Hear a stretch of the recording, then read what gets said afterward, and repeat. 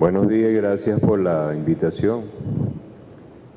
En una semana parecida a esta, el 11 de abril del día del golpe de Estado, la ministra María Urbaneja convocó a hacer pedazo la Ley Orgánica de Salud, que todavía está vigente, ¿no? Y en esa oportunidad convocó a la gente que sabía de etnomedicina, a los médicos alternativos, entre comillas, y a los médicos que nosotros llamamos alópatas, ¿no? O los galenos, ¿no? Bueno, nos agarró el golpe de Estado y luego no se convocó más nunca, ¿no? Ahí se dieron cita mucha gente, pero antes de eso, desde hace 40 años venimos transitando este proceso y lo único que hemos logrado es cambiarle el nombre al Ministerio de Salud. Cuando digo esto, es que el gran problema que tenemos ahorita es que conviven, coexisten un conflicto de intereses entre tres sistemas de salud que el Estado está financiando. La medicina privada a través de los HCM, lo cual significa desmejoría de la seguridad social posteriormente de los mismos trabajadores. Cuando se jubilen, entonces cada vez va a mermar eso. Por otro lado está el financiamiento del gran cangrejo del viejo Ministerio de Salud, que sigue siendo un misterio. Y por otro lado está el sistema construido desde Barrio Adentro 1, 2 y 3, que es lo único que está dando respuesta, aunque sigue con el enfoque hospitalario, confundiendo atención médico primaria con atención primaria en salud. Entonces habría que revisar de nuevo Alma Ata y contextualizarlo este proceso revolucionario. Pero como lo que voy a tratar tiene que ver dentro de ese contexto, ya ubicado el problema y que estamos graduando médicos integrales comunitarios, el gran rollo es si estamos formando ahora más médicos integrales comunitarios para que caigan en la voracidad y en la racionalidad del capitalismo, puesto que la Ley Orgánica de Salud todavía no ha sido derogada y el famoso artículo 8, para mi criterio, es una gran injusticia, porque los médicos que gradúa la revolución desde el primer día están trabajando con seres humanos de verdad, en contextos ambulatorios o en consultorios populares o en CDI, mientras que los médicos de las universidades autónomas saben que los seres humanos existen casi al final de la carrera, de los cuales casi ninguno sabe hacer un historial clínico, que es el primer paso para poder desarrollar una investigación en particular. Esto lo digo con conocimiento de causa, porque a pesar de que trabajamos con medicina ayurvédica tropical, que fue un legado que nos dejó el doctor Keshav, soy su discípulo desde hace muchos años, que fue el primero en atreverse a hablar de la tropicalidad en materia de salud, y creo que la revolución fundamental en este momento es tropicalizar la revolución, si queremos construir un nuevo paradigma. Bueno, la ponencia se llama Ayurveda Tropical en Medicina y Construcción de Identidades Culturales en Salud.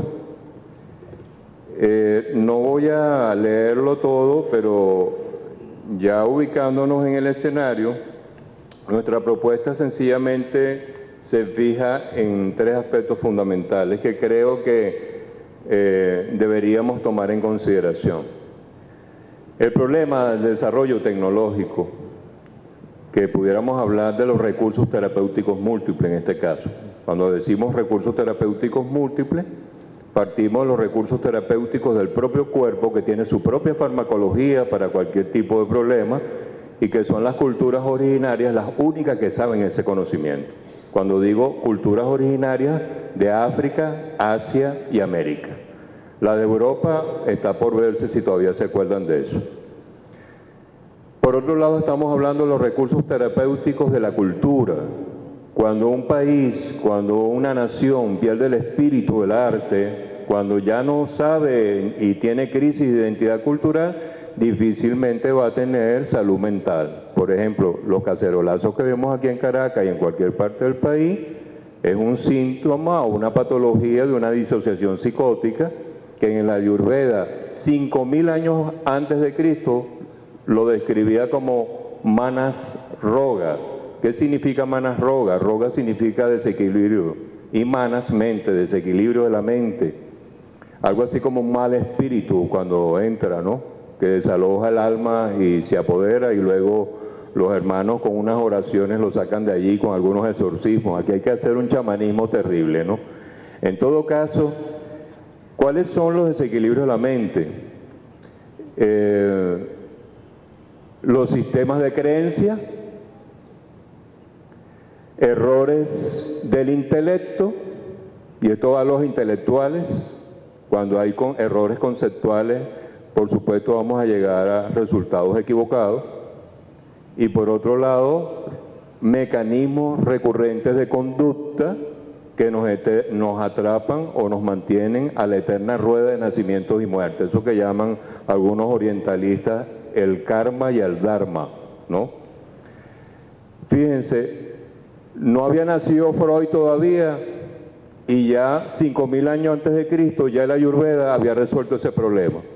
¿Por qué? Porque con la invasión de Alejandro Magno supimos los que venimos de la contracultura y de las corrientes históricas, cómo se enfermaban los occidentales y cómo se podían curar. Pues resulta que el sistema médico actual, con las bondades que hemos tenido de parte de las universidades revolucionarias, sigue enseñando desde el enfoque biologicista, la mente no existe y por supuesto el relleno de sociología y política ahí no tiene buen sustrato para prosperar. El otro es el recurso terapéutico del ambiente, que tienen que ver con los ecosistemas. Justamente nuestros pueblos originarios están ubicados en los parques nacionales, donde está la reserva biótica, la reserva donde podemos tener cualquier diversidad de propuestas si sabemos y conocemos los hábitats, y partiendo de esas sociobioregiones es que deberíamos determinar cuál es el modelo de desarrollo para el país y no seguir construyendo modelos de desarrollo desde una especulación teórica meramente. Entonces, aquí estamos rodeados de sábila, ¿verdad? Fíjense, aquí le decía yo a Luis Bonilla, aquí es difícil que le caiga un rayo de brujería a este espacio. Están muy bien fortalecidos, pero esas sábilas están de adorno y están fortalecidas. Es el invernadero más poderoso que he visto de sábila, porque se han criado a sí mismas, ¿no? Así es el indio, pues. Ahí, el indio hecho el pendejo nunca muere. No importa las casitas de zinc que le lance, siempre vamos a volver al bohío, al chabono y a todas las costumbres, pues. Entonces la gente no sabe que si usara el ponche de sábila, que simplemente son 4 cucharadas de sábila, 5 semillitas de pimienta negra, 1 cucharada de miel, 1 cucharada de jengibre y lo licúa, con eso acaba todas las enfermedades gastrointestinales y hepáticas que tenemos en la sociedad occidental. Lo que llaman los corporativos, pues, ¿cuál es tu sueño? En el caso de los pueblos originarios le dicen, pero mira, ¿por qué más bien no despiertas? En vez de estar preguntando cuál es tu sueño. ¿Me explico?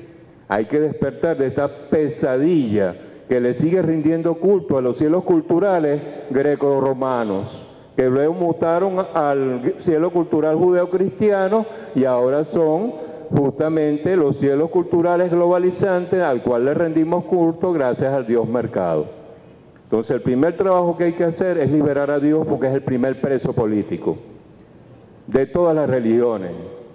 Y todas las religiones son partidos políticos, lo hemos visto en la diatriba política que hemos tenido aquí en este Kurukshetra, que llamamos, en este campo sagrado de batalla que hemos tenido en Venezuela. Pero tenemos que aclarar a qué cielo cultural estamos rindiendo culto. Por otro lado, eso significa desarrollar 3 agendas para 3 escenarios distintos. Un primer escenario es que necesitamos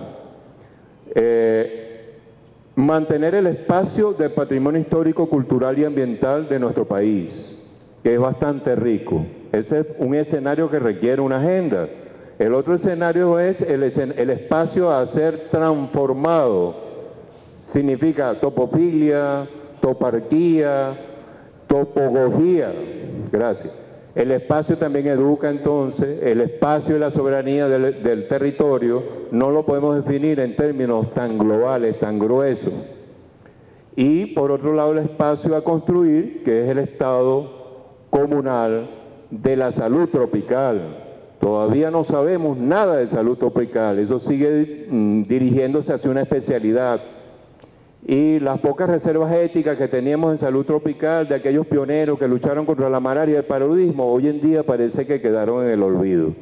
Entonces, camarada, eso significa que hay que armar como propuesta 3 agendas gruesas.